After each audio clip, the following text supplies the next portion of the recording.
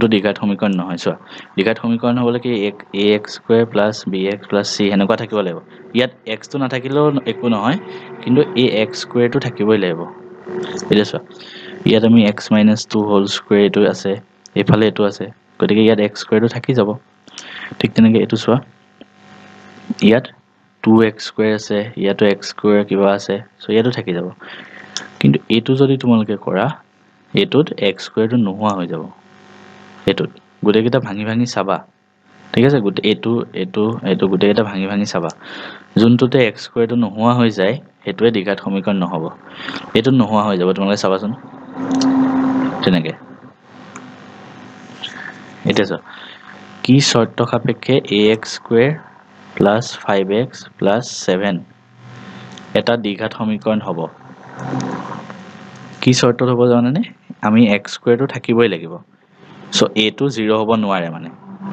যদি ইয়াত a টোৱে 0 হৈ যায় a টো তেতিয়া কি হ'ব এটো অকল 5x + 7 এ থাকিব এটো এটা ৰৈখিক সমীকৰণ হৈ গ'ল আমাক কি লাগিব x² টো লাগিবই গতিকে a টো 0 হ'ব নোৱাৰে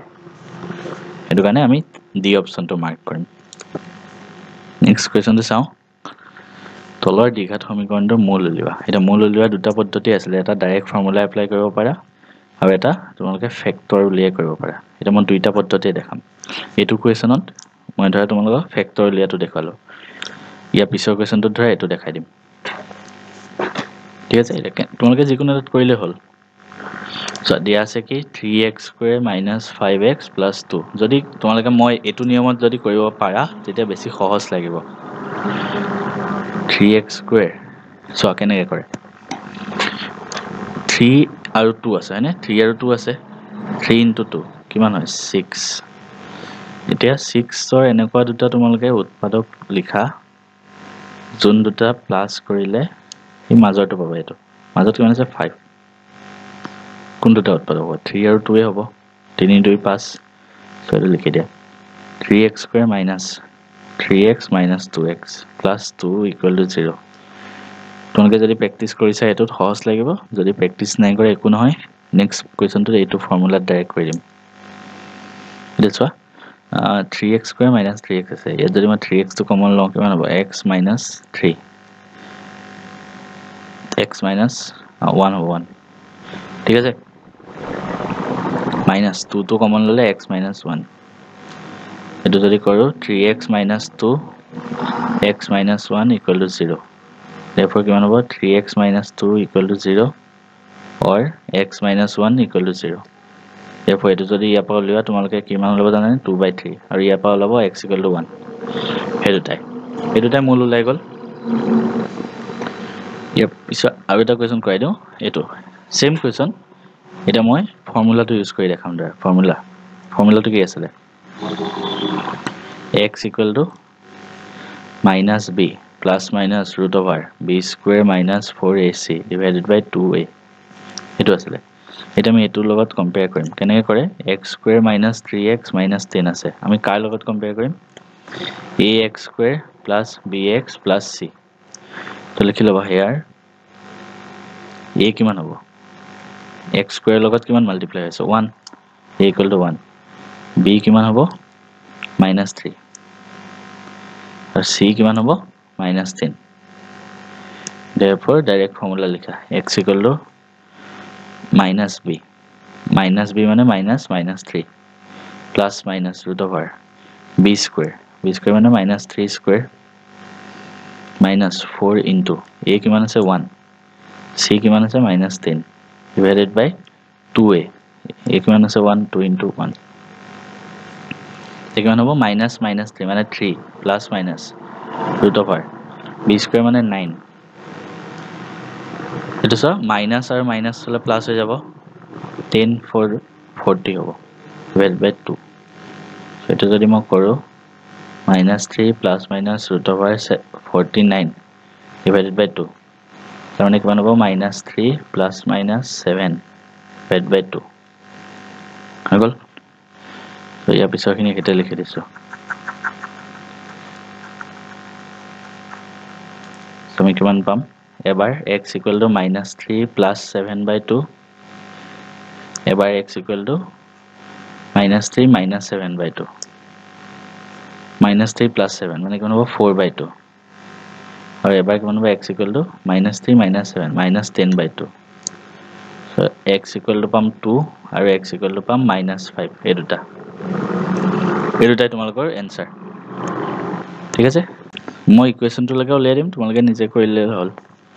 দুটা ক্ৰমিক যোগাত্মক সংখ্যা উলিওৱা যাৰ বৰ্গৰ যোগফল 365 ক্ৰমিক যোগাত্মক অখণ্ড সংখ্যা ক্ৰমিক মানে এটা পিছত এটা চল ধৰি লোৱা ধৰা হ'ল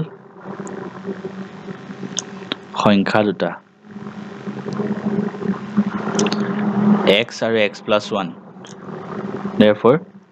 কি দিয়া আছে যাৰ বৰ্গৰ যোগফল 365 মানে x² + x + 1 হোল স্কয়াৰ = 365 তেটো যদি কৰে x² + x + 1 হোল স্কয়াৰ কৰিলে কেনে হ'ব x² + 2x + 1 = 365 এটা x² + x² 2x² + 2x 1 আছে 365 টো ইফালে আনিলো -364 তাৰ মানে কিমান হ'ব x² + x - এটো যদি 2 ৰে ডিভাইড সবকে 2 ৰে ডিভাইড কৰিছো এটো কিমান হ'ব 182 = 0 এটা সো 182 ৰ আগত মাইনাস আছে সো আমি 182 ৰ দুটা ফেক্টৰ উলিয়াব লাগিব যোন দুটা বিয়োগ কৰিলে কিমান আহে x ৰ আগত 1 আছে সো 1 আহে আমি ভাঙি ভাঙি চাব লাগিব 182 2 ৰে যদি ডিভাইড কৰো 91 আহিব 91 ক 7 ৰে যদি কৰো 13 আহিব মানে কিমান হ'ব 14 বিয়োগ 13 7 × 2 = 14 আৰু এটো 13 তেতিয়া 1 হয় কাৰবা যদি এটো নিয়ম মানে টান লাগিছে আগৰ মেথডটো কৰা direct ফৰ্মুলাত x² + 14x - 13x - 182 = 0 so এটো যদি কৰো x টো কমন ললে x + 14 - 13 টো কমন ললে x + 14 = 0 so তাৰ পিছৰখিনি ইয়াত লিখো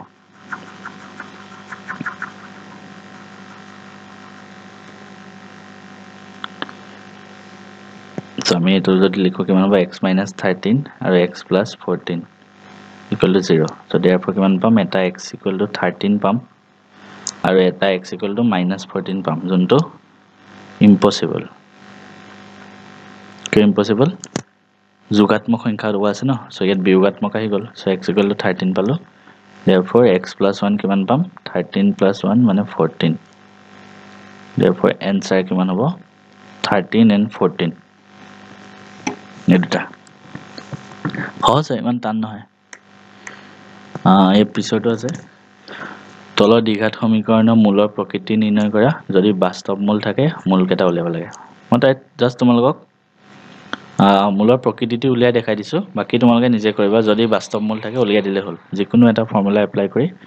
ইয়া মূল দুটা উলিয়াই দিলে হ'ল সো ইয়াত গিভেন a কিমান হয় 2 b কিমান হয় -6 আৰু c কিমান হয় 3 হল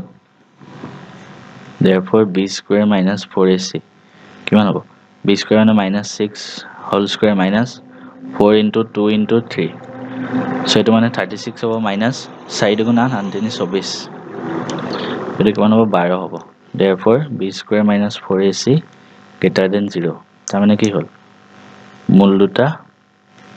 বাস্তৱ আৰু অসমান হল গতিকে ইয়া উলাল তাৰপিছত যদি বাস্তৱ মূল থাকে মূল দুটা উলিয়াই দিব কৈছে মানে আকৌ ইয়া মূল দুটা উলিয়াই দিয়া ফৰ্মুলা এপ্লাই কৰি দুটা বৰ্গৰ কালি যোগফল ইমান যদি বৰ্গ দুটা পৰিসীমাৰ পাৰ্থক্য ইমান হয় বাহুৰ দিশ উলিওৱা এটা কোৱেশ্চন অলপ ইম্পৰ্টেন্ট হয় সো মই এটো কৰাই আছো তাৰ আগতে কেইটামান দেখাই দিওঁ চোৱা এটো কৰাব লাগিব বাকি কেইটা তোমালোকে নিজে কৰিব পাৰিবা এটো কৰাই দিওঁ দুটা বৰ্গৰ কালি যোগফল ইমান হয় বৰ্গ দুটাৰ পৰিসীমাৰ পাৰ্থক্য ইমান হয় এটা আমি কেনে কৰিম চোৱা দুটা বৰ্গ আছে ধৰা হল বৰ্গ দুটাৰ দিশ ধৰা এটাৰ x এটাৰ y এই দুটা ধৰি ললো therefore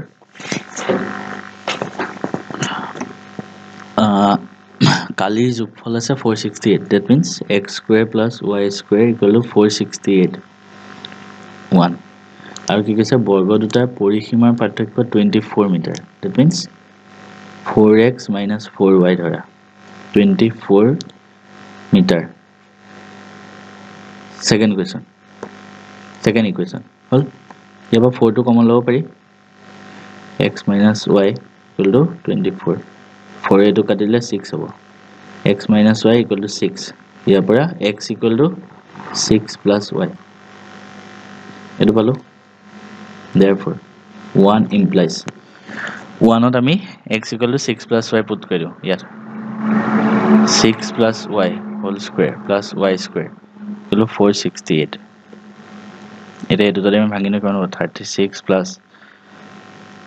12y plus y square equal to 468 that means 2y square plus 12y minus 36 লিখি দিও লাগিলে 36 minus 468 ইয়া পাইটা তোমালোকক ইকুৱেচন আহিব কোৱাড্ৰেটিক তাৰ পৰা y ভ্যালুটো কিমান হয় উলিয়াই দিবা তাৰ পৰা x ৰ ভ্যালুটো কিমান হয় উলিয়াই দিবা এনসাৰটো ওলাই যাব ধুনিয়াকে টান নহয় সহজ হয় ঠিক আছে এতিয়া এটো চোৱা এনেকুৱা কোৱেচনবোৰ আহিব পাৰে ইম্পৰ্টেন্ট হয় এটা দ্বিঘাত সমীকৰণ এটা মূল 2 আৰু মূল দুটাৰ যোগফল 0 সমীকৰণটো হ'ব এটা চোৱা কেনেকৈ কৰিবা এটা মূল আছে 2 আৰু মূল দুটাৰ যোগফল 0 মানে এনেকুৱা আছে ধৰা হল মূল দুটা এটা ধৰা আলফা এটা ধৰা বিটা এটা মূল দিয়া আছে 2 আৰু এটো কি দিয়া আছে আলফা প্লাস বিটা মূল দুটাৰ যোগফল 0 তাৰ মানে কি হ'ব আলফা আছে 2 plus beta equal to 0 so আনটো মূল কিমান হ'ব -2 হল এটা মূল পালো 2 আনটো পালো -2 therefore সমীকৰণটো কি হয় দুইটা যদি মূল দুটা দিয়া থাকে সমীকৰণটো কিমান হয় x square minus alpha plus beta x plus alpha beta equal to 0 এটো হয় ফৰ্মুলা সো কিমান হ'ব x square minus alpha plus beta আমাক কিমান দিয়া আছে 0 x plus alpha beta 2 আৰু -2 আছে মানে 2 into -2 equal to 0 সো কিমান হ'ব x square minus 4 equal to 0 এটো হ'ব এনসাৰটো সো আই হোপ তোমালোকে বুজি পাইছা জাস্ট ফৰ্মুলা এপ্লাই হৈছে তলৰ সমীকৰণটো মূল উলিওৱা ইম্পৰ্টেন্ট হয় এই মূল উলিওৱা আহিব পাৰে দে এটো ইম্পৰ্টেন্ট মানে এনেকুৱা টাইপৰ তোমালোকে যিকোনো এটা ফৰ্মুলা এপ্লাই কৰিলে হ'ল এটা এটো কোৱেচন আছে এটো আছে এটো তোমালোকে নিজে কৰিবা ইম্পৰ্টেন্ট এটো নিজে কৰিবা ইম্পৰ্টেন্ট হয় জাস্ট এটো কোৱেচনৰ লগত তোমালোকে ফেক্টৰ কৰি পেলাই টান লাগিব উলিয়াবলে ফৰ্মুলা এপ্লাই কৰিবা x equal to minus b plus minus b square minus 4ac divided by 2a formula apply কৰি দিবা ডাইৰেক্ট তাৰ পিছত এটো মই অলপ দেখাই দিম এটো কোৱেচন অলপ আগতে কৰাই আহিলো এটো ইম্পৰ্টেন্ট হয় মোস্ট ইম্পৰ্টেন্ট আজিৰ মানে মূল দুটা মানে k এর মান উলিয়াব লাগে যাতে মূল দুটা সমান হয় হল সো একেটা কৰাই লওঁ এতিয়া এটো পৰা স্টাৰ্ট কৰিছো কোৱেচন চোৱা 3 বছৰ আগতে কুঁৱলীৰ বয়সৰ প্ৰতিক্ৰম আৰু এতিয়াৰ পৰা 5 বছৰ পিছত তেওঁৰ বয়সৰ প্ৰতিক্ৰমৰ যোগফল 1/3 প্ৰথম দেখি একো বুজিবাজে পোৱা নাই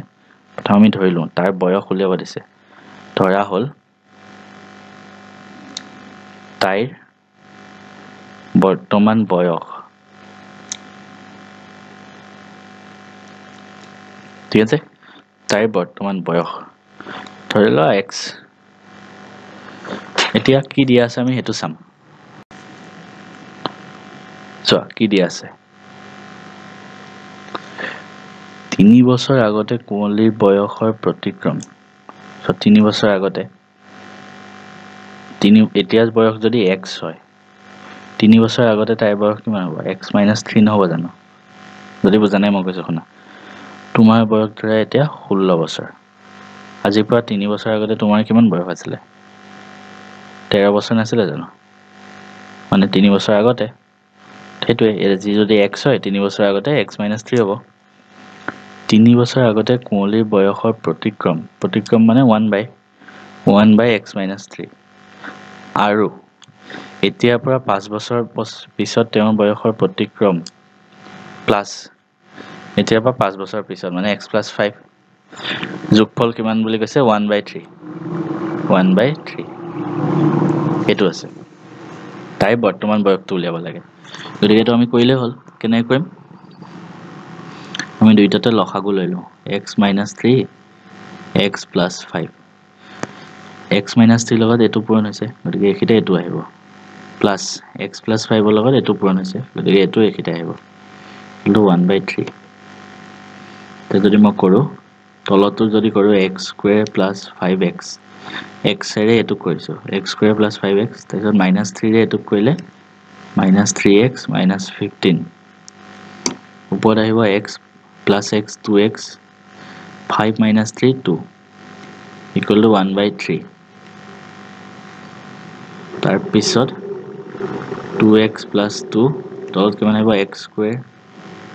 + 2x - 15 = 1/3 3 ৰে এইটো পূৰণ কৰিম ক্ৰছ মাল্টিপ্লাই কৰা জাষ্ট 6x + 6 = x² + 2x - 15 এতিয়া এই গোটেইখিনি বস্তু এফালে লৈ যোৱা x² + 2x - 15 এইটো -6x - 6 = 0 সেইটো চোৱা x² 2x - 6x কিমান হ'ব -4x হ'ব 2 - 6 - 4 -15 - 6 মানে -21 = 0 এইটো পালো ইকুৱেশ্যনটো ঠিক আছে এটা লিখিছো ইয়াতে লিখিছো চোৱা ঠিক আছে এইটো নিজে কৰিবা ইয়াতে লিখিছো x² - 4x - 21 = 0 পাইছো ইকুৱেশ্যনটো সেইটো পালো সো ইয়াৰ পৰা তোমালোকে x ৰ ভ্যালুটো উলিয়াবা যেনেকৈ নকৰা দুটা টাইপ কৈছিলো নহয় সমাধান কৰিবলৈ ইয়াৰ পৰা x ৰ ভ্যালুটো উলিয়াই দিয়া x ৰ ভ্যালু বিয়োগত আহিব নোৱাৰে নিগেটিভ হ'ব নোৱাৰে কাৰণ বয়সটো নিগেটিভ নহয় গতিকে যোনটো পজিটিভত আহিব সেইটোৱে হ'ব এনসাৰ ঠিক আছে এতিয়া এই দুটা কুৱেশ্যন নিজে কৰা এইটো অলপ আগতে কৰাই আহিছে এনেকুৱা টাইপৰ এটা কুৱেশ্যন এটা x ধৰি লোৱা এটা y ধৰি লোৱা তাৰপিছত y ভ্যালুটো ইয়াত কৰি দিয়া হৈ যাব এইটো কৰাইছিলো অকমান আগতে সেম টাইপৰ মানে এইটো ইম্পৰ্টেন্ট হয় নোৱাৰিলে মোক কৈ দিলে হ'ল কৰাই দিম বাকি এটোটো কৰাইছোৱে যেটো 30তম পদটো হ'ল মানে কি কৈছে সমান্তৰ প্ৰগতিৰ 30তম পদ যদি এনেকে 30তম পদ বা 20তম পদ উলিয়াব দিয়ে তেতিয়া কোনটো ফৰ্মুলা ইউজ হয় জানিব লাগিব কোনটো formula an = a + n - 1 * d এটো ইউজ হয় তুমি ফাৰ্স্ট ইয়াত লিখি লম কি দিয়া আছে এটা ফৰ্মুলাটো a মানে কি হয় প্ৰথম পদ সো দিয়া আছে এনেকে লিখিবা প্ৰথম পদ a কিমান হয় ইয়াত প্ৰথম পদ 10 তাৰপিছত কি উলিয়াব লাগে নেক্সট আমি d টো উলিয়াব লাগে d মানে সাধাৰণ অন্তৰ হেতু d সাধাৰণ অন্তৰ মানে কি second term minus first term মানে 7 - 10 দ্বিতীয় পদটো মাইনাস প্ৰথম পদটো সেটো কিমান হ'ব -3 হৈ গল আৰু কিমানতম পদ উলিয়াব লাগে 30তম সো n টো কিমান হ'ব 30 therefore an কিমান হ'ব a + n - 1 * d তাৰ মানে a কিমান আছে 10 plus n - 1 মানে 30 - 1 * -3 যদি মই কৰো 10 plus 29 * -3 এটা প্লাস আৰু মাইনাস আছে তাৰ মানে এটা কিমান হ'ব 10 - 29 * 3 তো 29 * 3 কৰিলে কিমান হয় চাই লোৱা 87 সো তাৰ মানে কিমান 10 - 87 এটো যদি কৰা -77 হেতু হ'ব आंसर সো ইয়াত তোমালোকে এটো ফৰ্মুলা শিকিলা গতিকে এটো বস্তু এনেকুৱা বস্তুবোৰে আহিব ইয়াৰ পৰা ইয়াৰ পিছৰ প্ৰশ্নটো আছে 3 8 13 18 সমান্তৰ প্ৰগতিটো কোনটো পদ 78 মানে ইয়াত an টো দিয়া আছে 78 আমি কিমান নম্বৰ পদ হয় উলিয়াব লাগে তাৰ মানে n টো কিমান হয় সো আকৌ সেম ফৰ্মুলা ইউজ হ'ব a plus n minus 1 into d equal to an so first লিখি ল'ব লাগিব দিয়া আছে সো প্ৰথম কি লিখিবা প্ৰথম পদ a প্ৰথম পদ a কিমান আছে 3 তাৰ পিছত লিখিম আমি সাধাৰণ অন্তৰ d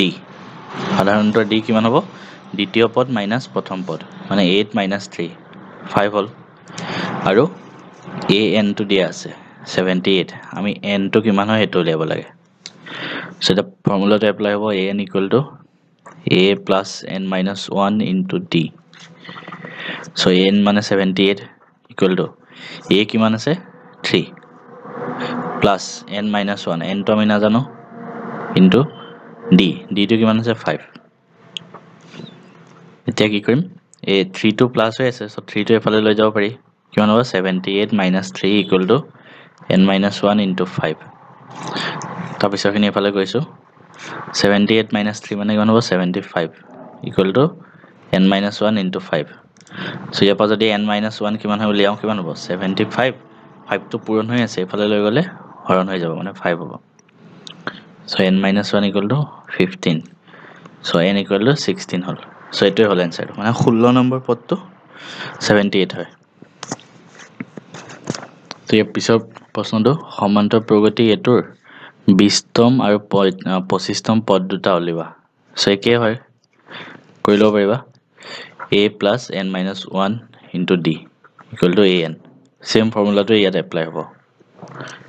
তো তেনেকৈ কৰিলে হ'ল ফাৰ্স্ট লিখি লবা ইয়াত ঠিক একে একে দিয়া আছে a equal to 3 প্ৰথম পদ d সাধাৰণ অন্তৰ কিমান হ'ব 8 minus 3 equal to 5 প্ৰথম ধৰা 20তমটো উলিয়াব লাগে so n equal to 20 therefore an equal to a plus n minus 1 into d 3 plus 20 minus 1 into d আছে 5 3 plus 19 into 5 3 plus এটো হ'ব 95 so এটো হ'ব 98 এনসাৰটো ঠিক তেনেকৈ an আমি উলিয়াব লাগে কেতিয়া n যেতিয়া 25 হয় ঠিক আছে এই দুইটা উলিয়াই দিলে হ'ল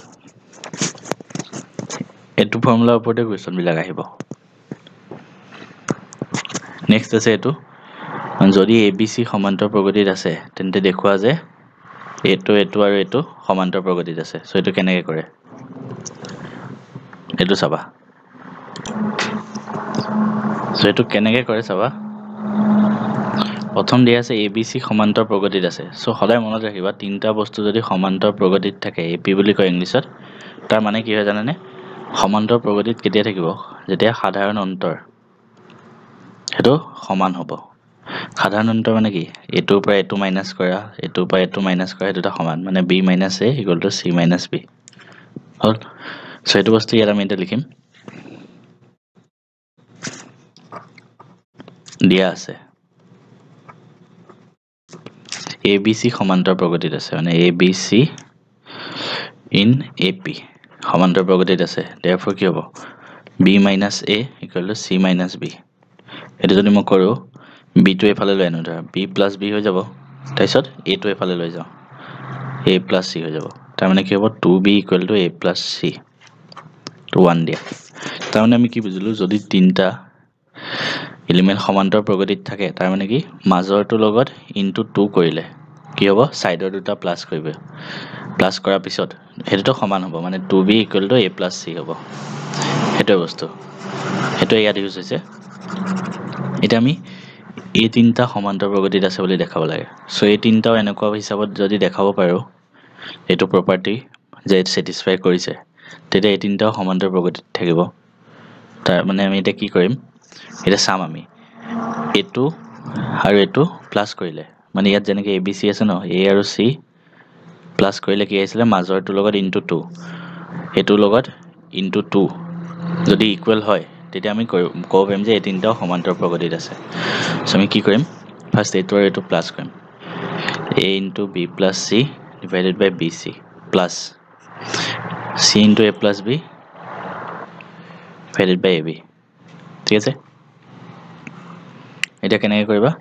ইয়াত BC আছে, ইয়াত AB আছে, দুইটাৰ যদি আমি লসাগু লওঁ কি আহিব? ইয়াত AB আছে, ইয়াত BC আছে, চ' দুইটা লসাগু ল'লে কি হ'ব? তলত ABC আহিব। এতিয়া ইয়াত আগৰ পৰা BC আছিলে, আমি ইয়াত কি আনিলোঁ? ABC, তাৰমানে ইয়াত কি হৈছে? ইনটু A হৈছে, তলত যিহেতু A পূৰণ হ'ল, ওপৰতো কৰিব লাগিব, তাৰমানে কি হ'ব? A square into B plus C। ঠিক তেনেকৈ যদি আমি চাওঁ, ইয়াত AB আছে, চ' ইনটু C হৈছে, তলত C কৰিলে ওপৰতো C কৰিব লাগিব, therefore আমি ইয়াত কি দিব লাগিব? C square into A plus B হৈ গ'ল। চ' এইফালে লিখিছোঁ। এতিয়া যদি ভাঙি দিওঁ, মই আকৌ লিখি লৈছোঁ, A square into B plus C plus C square into A plus B divided by ABC। এইটো ভাঙি দিয়া, A square B plus A square C plus C square A plus C square B divided by ABC। এতিয়া চোৱা, আমি এই বস্তুটো use কৰিব লাগিব, এইটো। এতিয়া ইয়াত এইফালে কি আছে? A প্লাছ C আছে। এতিয়া আমি ইয়াত A স্কুৱেৰ C আছে, ইয়াত C স্কুৱেৰ A আছে, মানে এইটো চোৱা, মই এই দুটা একেলগে লিখিছোঁ, A square B plus C square B, এই দুটা ফাৰ্ষ্ট একেলগে লিখি ল'লোঁ, তাৰপিছত এই দুটা পিছত লিখি দিছোঁ, হ'ল। এতিয়া আমি ইয়াত ক'ৰবাত এই A প্লাছ C আনিব পাৰোঁ নেকি চাব লাগিব। চোৱা, এই লাষ্টৰ দুটাত চোৱা, এইটো এনেকৈ থাকক, A square B plus C square B। লাষ্টৰ দুটাত যদি মই A C টো কমন লওঁ, ইয়াত কি থাকিব? A, আৰু ইয়াত কি থাকিব? C, A প্লাছ C থাকিব। এতিয়া ABC লিখা, এইটো এনেকৈ লিখা, A square B plus C square B plus AC into A plus C মানে আমি কি পাইছিলোঁ? 2B পাইছিলোঁ, সেইটো দিয়া আছে, ইনটু 2B, ছাইডত লিখি দিবা ফ্ৰম 1, সেনেকৈ লিখি দিবা, হৈ যাব। চ' তাৰপিছত কি কৰিম? ইয়াৰ পিছত আমি কি কৰিম? এইখিনি আকৌ একেলগে লিখি লওঁ, ABC। ইয়াত চোৱা, এতিয়া ইয়াতো B আছে, ইয়াতো B আছে, ইয়াতো B আছে, চ' B টো কমন ল'ব পাৰোঁ, তেতিয়া কি থাকিব? A square plus C square plus 2AC। এতিয়া ঠিকে আছে, এতিয়া B আৰু B কেঞ্চেল যাব, চ' এইটো হ'ব AC, ওপৰত থাকিব A plus C whole square, এনেকৈ লিখিব পাৰি। এতিয়া AC টো মই মানে এইটো নিচিনাকৈ বনাই আছোঁ, এইটো আনিব লাগে, আমাৰ মেইন মটিভ কি আছিলে? B C plus A C, এইটো আনিব লাগে। ঠিক আছে, A plus C whole square আছে, চ' এইটো এনেকৈ লিখোঁ, A plus C into A plus C, তলত CA। এতিয়া আমি এটা A প্লাছ C মানে কি পাইছিলোঁ? 2B পাইছিলোঁ, চ' এইটো বস্তু ইয়াত লিখি দিয়া, 2B into A plus C CA, হ'ল। তাৰমানে কি পালোঁ? B প্লাছ, এইটো আছে ন আমাৰ মাজত, B into C plus A divided by CA, B into C plus A divided by CA আহিছে, আৰু মাজত মানে এইটো ইনটু 2 হৈ আছে, 2 into B into C plus A divided by CA, হৈ গ'ল। সেইটোৱে আমি দেখাব লাগে যে মাজৰটোৰ লগত ইনটু 2 কৰিলে আৰু ছাইডৰ দুটা প্লাছ কৰিলে সমান, চ' সেইটোৱে পাই গ'লোঁ আমি। therefore লাষ্টত লিখি দিবা প্ৰুফ এনেকৈ লিখি দিবা যে এই তিনিটা সমান্তৰ প্ৰগতিত আছে, এই তিনিটা সমান্তৰ প্ৰগতিত আছে, সেইটো লিখি দিবা। এইটো কুৱেশ্যন আহিব পাৰে, ইম্পৰ্টেণ্ট হয়। পিছৰ কুৱেশ্যনটো আছে, তলত দিয়া সমান্তৰ প্ৰগতিটোৰ 10তম পদটো নিৰ্ণয় কৰা। ছেম ফৰ্মুলা এপ্লাই হ'ব, n equal to A plus n minus 1 into D। গতিকে আমি কি গম পালোঁ যে ইয়াৰ পৰা এটা কুৱেশ্যন আহিবই।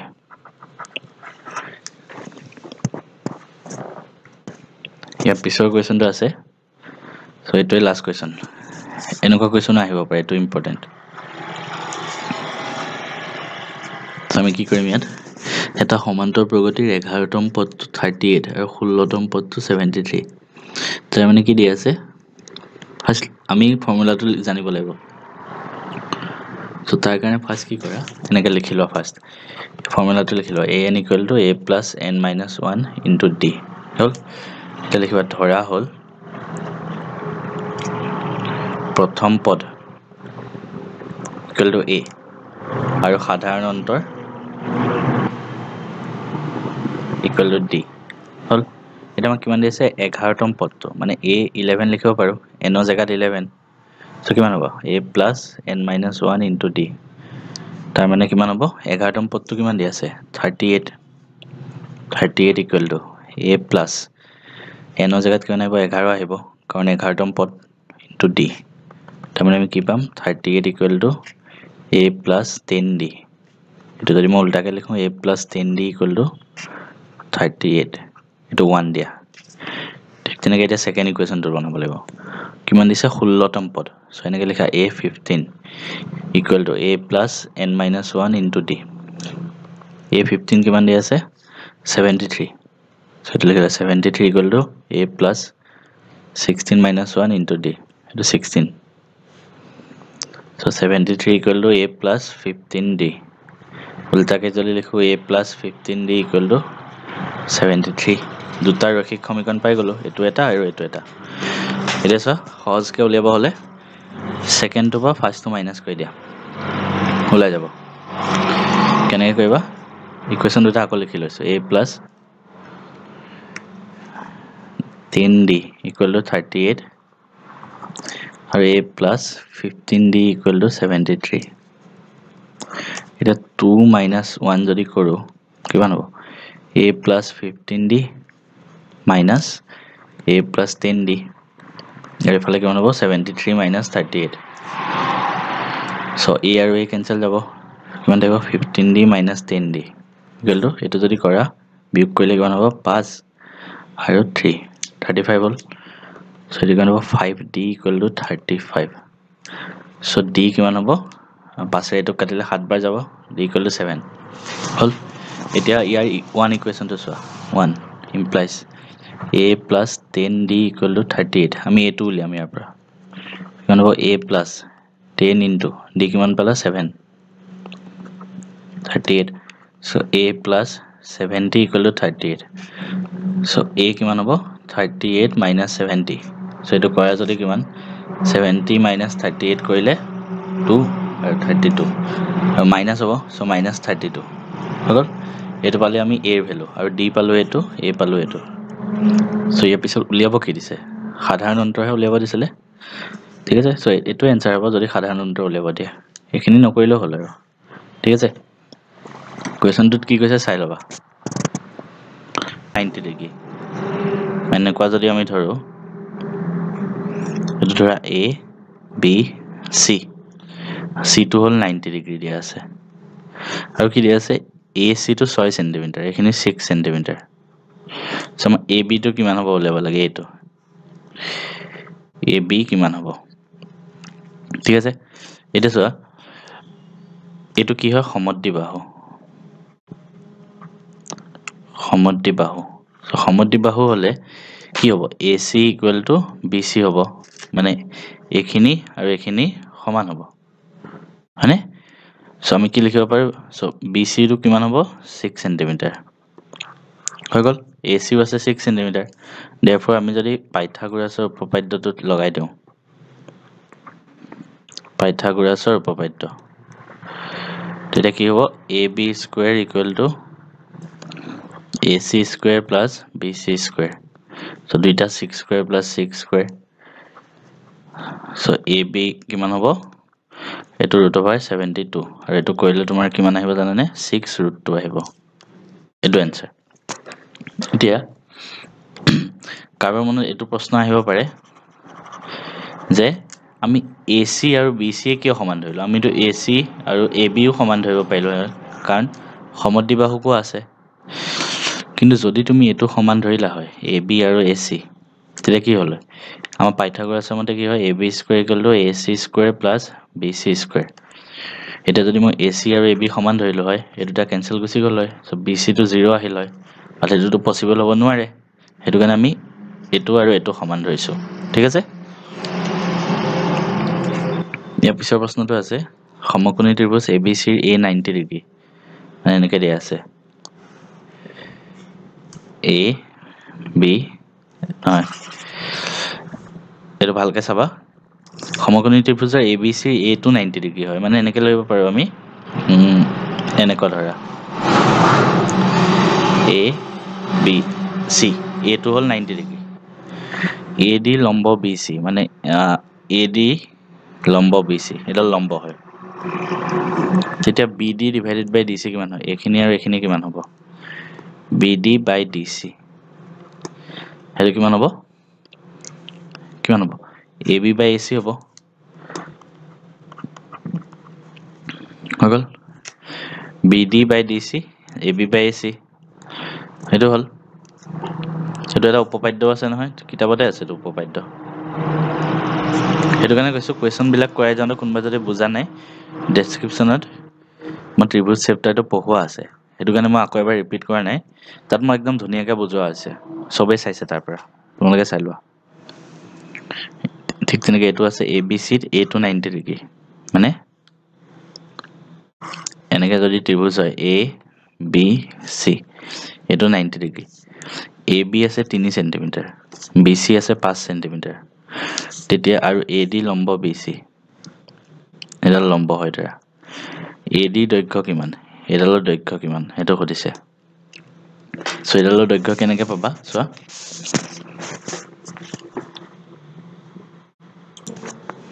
ইয়াৰ কাৰণে তোমালোকে অলপ ক্যালকুলেশন কৰিব লাগিব কেনেকৈ পাবা এতিয়া আমি কোনটো উপপাদ্য ইয়াত ইউজ কৰো মৌলিক সমানুপাতিকতা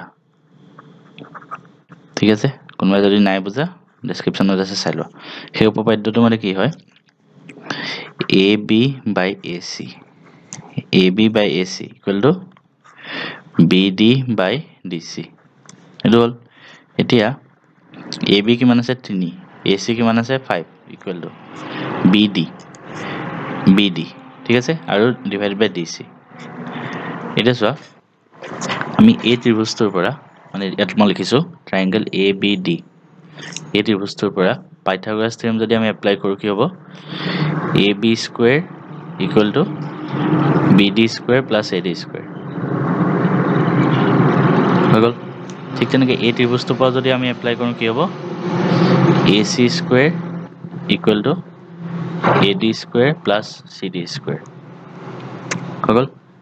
সো এটা আমি ইয়াৰ পৰা যদি আমি CD স্কয়াৰটো উলিয়াও অকল এটো কিমান হ'ব AC square minus AD square ঠিক তেনেকৈ ইয়াৰ পৰা যদি আমি AD স্কয়াৰটো উলিয়াও না ইয়াৰ পৰা আমি BD টো উলিয়াম কিয় উলিয়াইছো কাৰণ এই দুটা মিলাম এই দুটা ইয়াত DC আছে সেইটো কাৰণে DC টো লিখিছো আৰু তলত ওপৰত BD আছে BD টো লিখিম BD square equal to AB square minus AD square হৈ গ'ল এই দুটা পালো এটা আমি এই দুটা বস্তু ইয়াত ইউজ কৰিম ইয়াত কেনেকৈ ইউজ কৰিম চোৱা BD by DC হল দুইফালে স্কয়াৰ কৰি দিয়া 3/5 হোল স্কয়াৰ হ'ব equal to BD square divided by CD square DC আৰু CD একে হয় হল ইয়াৰ পিছত এফালে ইয়াত লিখিছো ঠিক আছে ইয়াতে লিখি দিছো চোৱা এইখিনিলৈকে তোমালোকে কৰি লোৱা এটো কিন্তু ইম্পৰ্টেন্ট হয় কোৱেশ্চনটো এই ভিডিওটো যিমান কোৱেশ্চন দেখোন সব ইম্পৰ্টেন্ট এটা কেনেকৈ কৰিম চাবা 3/5 হোল স্কয়াৰ মানে ওপৰত কিমান হ'ব 9 তলত 25 ইকুৱেল টু BD স্কয়াৰ মানে কিমান পাইছিলো AB square minus AD square তাৰ পিছত CD স্কয়াৰ মানে কিমান পাইছিলো AC square minus AD square so 9/25 equal to AB square AB কিমান হয় 3 so 3 square minus AD square AC কিমান হয় ঠিক আছে so আগৰটোত আমি AC তোমালোকে AC টো উলিয়াই লবা ত্ৰিভুজটো এনেকুৱা আছিল ন এটো ত্ৰিভুজ আছিল A এনেকুৱা ধৰিছিলো এটো আছিল ঠিক আছে এটো 3 আছিল আৰু এটো 5 আছিল সো এটো আছিল 4 হয়নে সো আমি ইয়াত এনেকৈ লম্বটা নিছিলো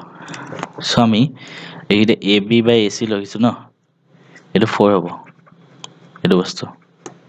সো AC টো 4 হে হ'ব মানে এটো লম্ব আছে সো পাইথাগোৰাছ থিওৰেমটো এপ্লাই কৰিলে AC টো 4 আহিব সো এটো 9/16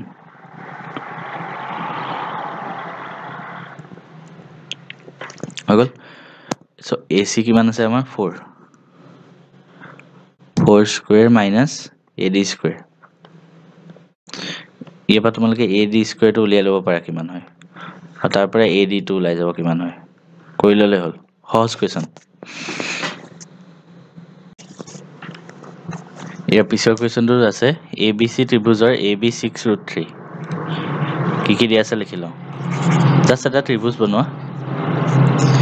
ABC AB6√3 AC আছে 12 আৰু BC আছে 6 সো B কোণটো কিমান হয় এটো সুধিছে এটো কোণ সো এটা কেনেকৈ উলিয়াই হেতু জানিব লাগিব এটা সো কেনেকৈ উলিয়াবা এটো তোমালোকে অপচনটো হয় খেলিবা অপচনটো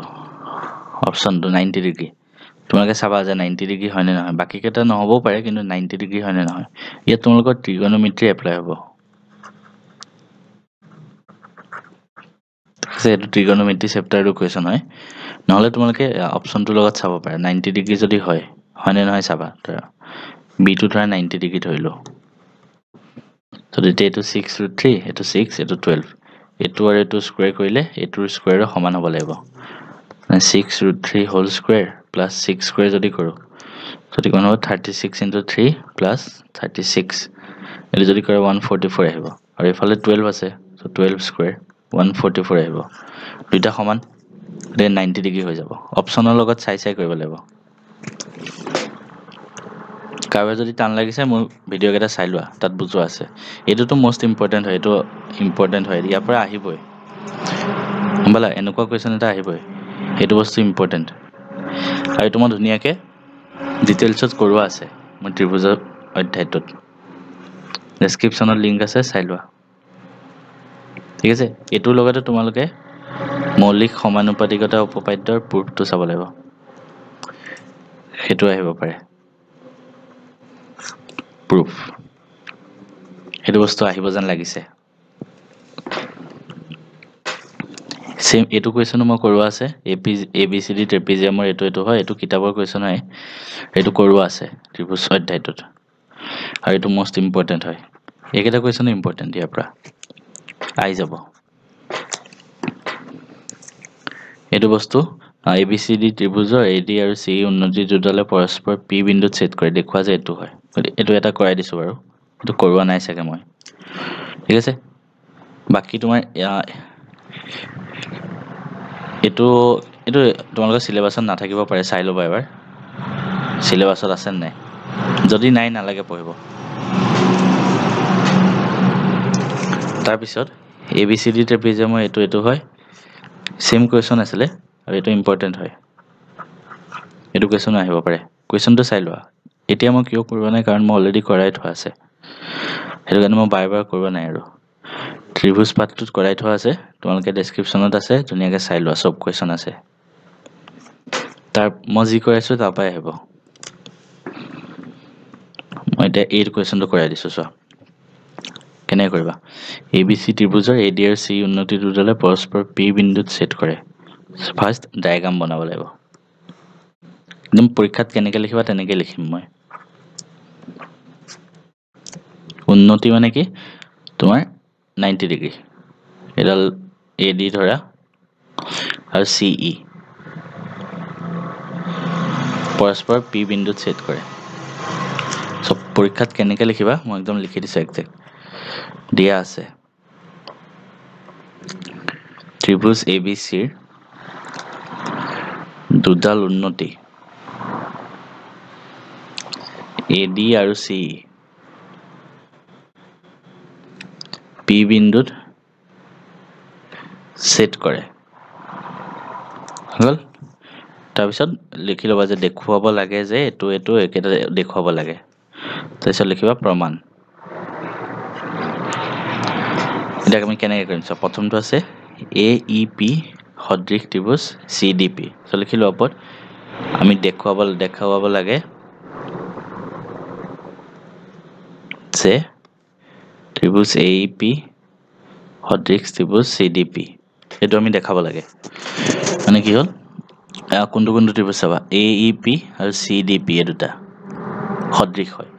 এটা কেনেকৈ দেখাম চাবা এটো কোণ 90 ডিগ্ৰী এটো কোণ 90 ডিগ্ৰী তুমি কি ক'ব পাৰো AEP ইকুৱেল টু CDP কিমান কোণ 90 ডিগ্ৰী কোণ হল তাৰ পিছত এটো কোণ আৰু এটো কোণ কি হ'ব সমান হ'ব কিয় সমান হ'ব কাৰণ বিপৰীত কোণ হয় তাৰ মানে APE ইকুৱেল টু CPD পেকেটত লিখি দিবা বিপৰীত কোণ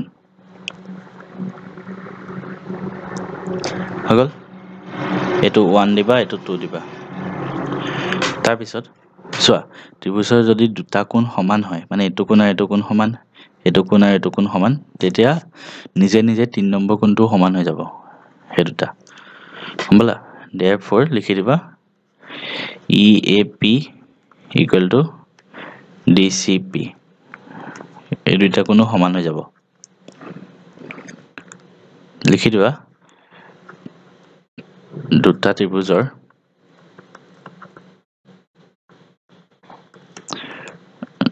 দুটা কোণ সমান হলে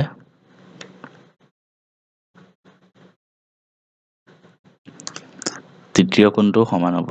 তৃতীয় কোণ দুটাও সমান হ'ব হেনেকে লিখি দিবা হল এটো 3 দি দিয়া তাৰপিছত লিখি দিবা therefore AEP সদৃশ ত্ৰিভুজ CDP কিহৰ কাৰণে AAA সাদৃশ্য মতে তেনেকে লিখি দিলে হল হৈ গ'ল তাৰপিছত বাকি কেইটাও কৰিব পাৰিবা একে হয় অলমোস্ট এটা কৰি দিছো বাকি কেইটা কৰি লবা এইটো বস্তু ইম্পৰ্টেন্ট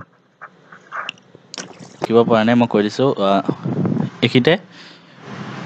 0 আৰু 1 হ'ব লাগিব 0 1 0 1 আৰু -1 0 বিন্দু দুটাৰ মাজৰ দূৰত্ব কি আছে 0 1 and -1 0 বিন্দু দুটাৰ মাজৰ দূৰত্ব এনেকুৱা এটা কোৱেশ্চন আহিব এনেকুৱা এটা দূৰত্বৰ কোৱেশ্চন এটা আহিবই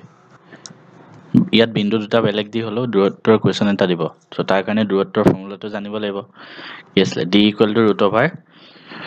x1 - x2 whole square plus y1 - y2 whole square যদি আমাক বিন্দু দুটা দিয়া থাকে x1 y1 x2 y2 so ইয়াৰ পৰা যদি আমি লিখো x1 কিমান আছে 0 y1 কিমান আছে 1 ঠিক তেনেকে x2 কিমান আছে -1 y2 কিমান আছে 0 therefore d কিমান হ'ব এই ফৰ্মুলাটো যদি ইউজ কৰো x1 - x2 মানে 0 minus -1 whole square plus y1 minus y2 মানে 1 minus 0 whole square so এটো যদি কৰো মই 1 square plus 1 square মানে √2 এটো হ'ব आंसर নেক্সট কোৱেশ্চনটো x অক্ষৰ পৰা P23 বিন্দুটোৰ দূৰত্ব x অক্ষৰ পৰা হদিছে গতিকে ইয়াৰ কাৰণে তোমালোকে জানিব লাগিব যে কেনেকৈ বনায় কেনেকৈ এইবিলাক দেখা মানে পুট কৰে x অক্ষ আৰু y এক্সিস x আৰু y এক্সিস এতিয়া বিন্দুটো কি আছে P2,3 P2,3 সো 2 এফালে গল এখিনি ধৰা 2 এখিনিলৈকে ধৰা 3 আছে সো বিন্দুটো এখিতে আছে P2,3 আমাক খুদিছে x অক্ষৰ পৰা কিমান ডিসটেন্সত মানে এডাল x এক্সিস এডাল সো ইয়াৰ পৰা এখিনি কিমান হয় এখিনি ডিসটেন্স আৰু এখিনি সমান গতিকে এখিনি কিমান 3 সো আনসাৰটো কিমান হ'ব 3 গতিকে তোমালোকে বস্তুটো কনসেপ্টটো জানিব লাগিব কেনেকৈ কৰে সো আনসাৰ হ'ব 3 এতিয়া পিছৰটো আছে 1,0 0,1 বিন্দুৰ মাজৰ দূৰত্ব একে দূৰত্বৰ কোৱেশ্চন এটা আহিব বিন্দু দুটা আছে 1,0 0,1 সো লিখি লওঁ x1 আছে 1 y1 আছে 0 x2 আছে 0 y2 আছে 1 therefore distance formula কি আছিল x1 minus x2 whole square plus y1 minus y2 whole square that means 1 minus 0 whole square plus 0 minus 1 whole square এটো কৰিলে √2 আহিব পিছৰটো 0 0 আৰু -8 6 বিন্দু দুটাৰ মাজৰ দূৰত্ব দেখিছা সব বছৰতে এটো কোৱেশ্চন আহি আছে গতিকে এটো ইম্পৰ্টেন্ট ইয়াৰ পৰা এটো আহিবই দূৰত্বৰ ইয়াত 0 0 আছে আৰু -8 6 আছে নিজে কৰি লবা সেম টাইপত ইয়াৰ পিছৰ আছে এটো -1,7 আৰু 4,-3 বিন্দু সংযোগী ৰেখাখণ্ডক 2:3 অনুপাতত ভাগ কৰা বিন্দুটোৰ স্থানাংক নিৰ্ণয় কৰা সো ইয়াৰ কাৰণে তোমালোকে ফৰ্মুলাটো জানিব লাগিব ফাৰ্ষ্ট আমি পইণ্ট কেইটা লিখি লৈছোঁ এইটো কিমান আছে -1,7 তাৰমানে x1 আছে -1 এইখিনি সদায় লিখি ল'বা গিভেন x1 -1 y1 7 x2 আছে 4 y2 আছে -3 আৰু 2:3 বুলি কৈছে ৰেচিঅ'টো তাৰমানে m1 আছে 2 m2 আছে 3 এটা বিন্দুটোৰ স্থানাংক নিৰ্ণয় কৰা therefore লিখি দিবা বিন্দুটোৰ স্থানাংক ফৰ্মুলাটো ইউজ কৰিলে হ'ল কি আছিলে m2x1 হয় সো তোমালোকৰ বিন্দুটো যদি স্থানাংক উলিয়াব কয় এনেকৈ লিখিবা m1x2 plus m2x1 divided by m1 plus m2 তাৰপিছত m1y2 plus m2y1 divided by m1 plus m2 হৈ গ'ল এতিয়া ইয়াত m1 ৰ জেগাত 2 into x তো কিমান আছে 4 plus m2 3 into x1 আছে -1 তলত m1 plus m2 মানে 2 plus 3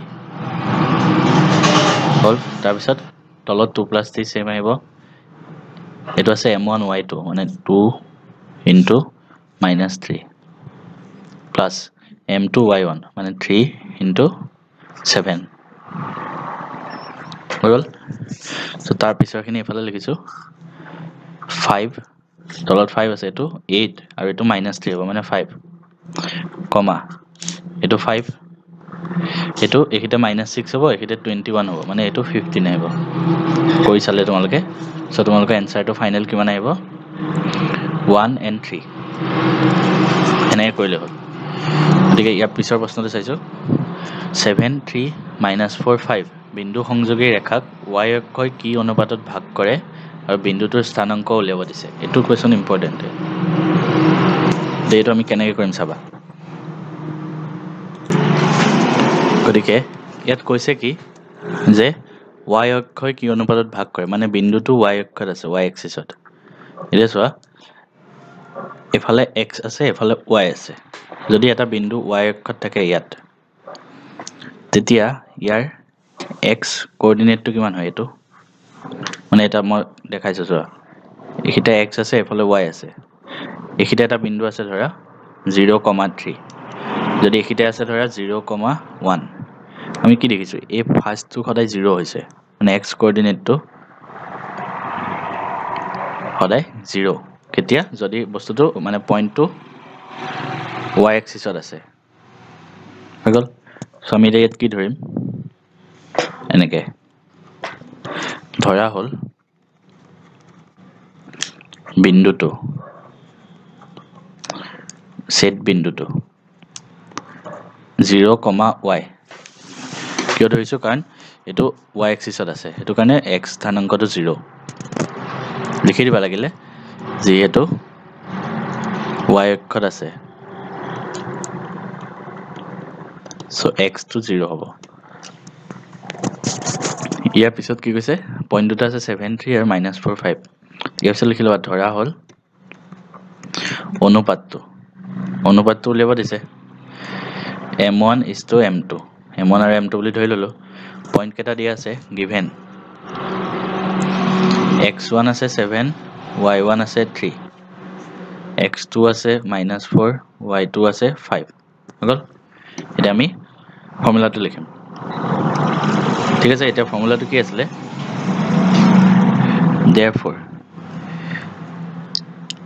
x স্থানাংক ফৰ্মুলাটোৰ মতে x স্থানাংকটো কি আছিল m2 x1 plus m1 x2 divided by m1 plus m2 এটো আছিল আৰু এই বস্তুটো ইয়াত এটো কি হৈ আছে 0 হৈ আছে x স্থানাংকটো ইয়াত 0 হেতু কাৰণে একিটা 0 লিখিব পাৰি because এটো 0 ইয়াত x স্থানাংকটো ইয়াত 0 হ'ব কাৰণ y এক্সিছত আছে y অক্ষত আছে গতিকে এটো আমি 0 লিখি দিলো তাৰ মানে কি পালো m2x1 plus m1x2 divided by m1 plus m2 equal 0 এতিয়া যদি আমি পূৰণ কৰি দিও এটো আৰু এটো 0 হ'ব তাৰ মানে কি হ'ব m2x1 plus m1x2 equal 0 m2 x1 কিমান আছে 7 প্লাস m1 x2 কিমান আছে -4 সো এটো যদি মই লিখো 7m2 equal to 4m1 minus to এফালে নিলে প্লাস হৈ যাব এটা আমি m1 divided by m2 যদি লিখো কিমান হ'ব সো 4m1 আছে মানে m1 ৰ লগত 4 ইনটু হ'ব সো 4 টো একিটা হ'ব তেতিয়াহে পূৰণ কৰিলে এটো পূৰণ কৰিলে 4m1 হ'ব ঠিক তেনেকৈ 7 টো ওপৰত যাব therefore অনুপাতটো কিমান পালো 7:4 এটো হৈ গল ইয়াৰ পিছত স্থানাংকটো উলিয়াব দিছে সেট বিন্দুৰ স্থানাংকটোৰ কাৰণে ফৰ্মুলাটো ইউজ কৰি দিলে হ'ল সেট বিন্দুৰ ইয়াৰ পিছত আছে -1,6 বিন্দুটো এটোটা বিন্দু কি অনুপাতত ভাগ কৰে ডাইৰেক্ট ফৰ্মুলাটো ইউজ হ'ব অলপ আগত কৰি আহিলো এইটো কোৱেশ্চন চোৱা এইটো বস্তু এনেকৈ কৰিলে হ'ল ডাইৰেক্ট ফৰ্মুলাটো ইউজ কৰি দিলে হ'ল ইয়াৰ পিছৰটো চোৱা কি আছে 2 - 5 আৰু -2 9 মানে 2 - 5 and -2 9 বিন্দু দুটাৰ পৰা সমান দূৰত্বত x অক্ষৰ ওপৰত থকা বিন্দুটো নিৰ্ণয় কৰা তাৰ মানে কি তোমালোকে এনেকুৱা স্থানাংক জ্যামিতি আহিলে সদায় এনে সাইডত ড্ৰ কৰি চাবা কেনেকৈ কৰিব লাগে তেতিয়া ভালকে ওলাই যাব বস্তুটো x y 2 - 5 এটা পইণ্ট কি আছে 2 - 5 মানে এফালে 2 তললে -5 মানে এটো ধৰা বিন্দুটো আৰু এটা আছে -2 9 এফালে -2 এফালে 9 মানে এটো বিন্দু ইয়াত কি কৈছে বিন্দু দুটাৰ পৰা সমান দূৰত্ব থকা আৰু x অক্ষৰ ওপৰত মানে x অক্ষত এটা বিন্দু থাকিব লাগিব আৰু ইয়াৰ পৰা সমান দূৰত ইয়াৰ পৰা সমান দূৰত গতিকে আমি প্ৰথম x অক্ষত থকা বিন্দুটো ধৰি ল'ব লাগিব এনেকৈ ধৰা হ'ল বিন্দুটো এতিয়া বিন্দুটো x অক্ষত আছে মানে এখিতে যদি এটা পইণ্ট থাকে কি হ'ব 4,0 বা এখিতে যদি থাকে 5,0 বিন্দুটো মানে y কোঅৰ্ডিনেটটো 0 হয় হেতু কাৰণে আমি কি ধৰিম এটো x, 0 লিখি দিবা x অক্ষত y = 0 এটা কি কৈছে দুইটা বিন্দুৰ পৰা সমান দূৰত্বত আছে হল এটা চোৱা x, 0 আৰু 2, -5 বৰ মাজত দূৰত্ব দুইটা বিন্দুৰ মাজত দূৰত্ব ফৰ্মুলাটো ইউজ কৰিবা কেনেকৈ ইউজ কৰিবা ইয়াত x1 আছে x y1 আছে 0 ইয়াত x2 আছে 2 y2 আছে -5 হৈ গল therefore distance to কিমান হ'ব x1 - x2 whole square plus y1 - y2 whole square x1 - x2 মানে x - 2 whole square plus y1 - y2 মানে 0 - -5 মানে 5 হৈ যাব 5 square হল ইয়াৰ পিছত কি কৰিব লাগিব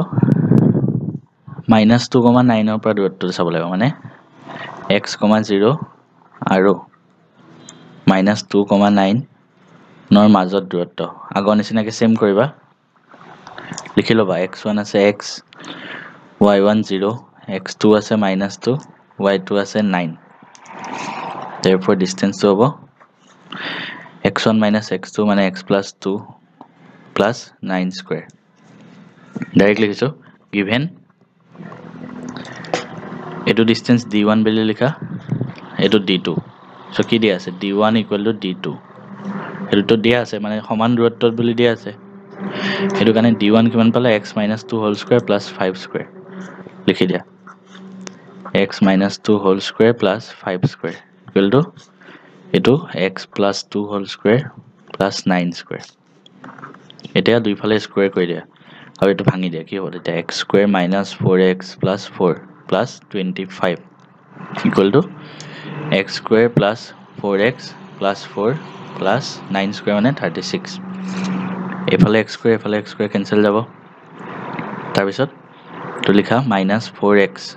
plus 25 plus 4 29 equal to 4x plus 40 so কিমান পালো আমি -4x plus 29 equal to 4x plus 40 এতিয়া এইটো বস্তু এফালে লৈ যোৱা কি হ'ব 4x plus 4x আৰু 40 এফালে লৈ আনা কি হ'ব 29 minus 40 so 8x হ'ব এইটো কিমান হ'ব minus 11 so x হ'ব minus 11 by 8 because therefore answer to কিমান হ'ব minus 11 by 8 and 0 এইটো হ'ব answer to একবাৰ চাই লৈছো ক'ত ভুল হৈছে যদি গতিকে এইটোৱে হ'ল answer to এইটোৱে answer to তাৰ পিছত এইটো বিন্দু আৰু এইটো বিন্দু সংযোগী ৰেখাখণ্ডক এইটো বিন্দুৱে কি অনুপাতত অন্তৰ্বিভক্ত কৰে এইটো কোৱেশ্চন কেনেকৈ কৰে চাবা এইটো বস্তু ইম্পৰ্টেন্ট প্ৰথম বিন্দুকেইটা লিখি লোৱা গিভেন কি আছে -6,10 মানে x1 আছে -6 y1 আছে 10 x2 আছে 3 y2 আছে -8 আৰু বিন্দুটোৰ স্থানাংক দিয়া আছে এইটো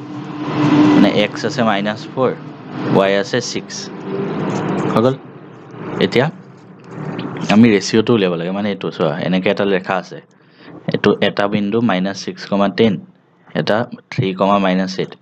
আৰু এইটো এই বিন্দুটো ধৰা -4,6 এইটো কিমান অনুপাতত ভাগ কৰিছে এইটো উলিয়াব লাগে গতিকে এইটো কেনেকৈ উলিয়াবা তাৰ কাৰণে তোমালোকে ধৰি ল'ব লাগিব ধৰা হ'ল অনুপাতটো k:1 বুলি ধৰা এইটো সদায় ধৰি ল'বা k:1 হেনেকৈ ধৰিব লাগিব therefore তোমালোকে যিকোনো এটা কোঅৰ্ডিনেট উলিয়াবা ধৰা এনেকৈ উলিয়াবা চোৱা y স্থানাংকটো কিমান হ'ব যদি অনুপাতটো k:1 হয় m1 হ'ব k আৰু m2 হ'ব 1 এটা y স্থানাংকৰ ফৰ্মুলাটো কি আছিল m1 y2 plus m2 y1 divided by m1 plus m2 so ইয়াত m1 কিমান আছে k y2 কিমান আছে -8 plus m2 1 আছে আৰু y1 আছে 10 divided by m1 plus m2 মানে k plus 1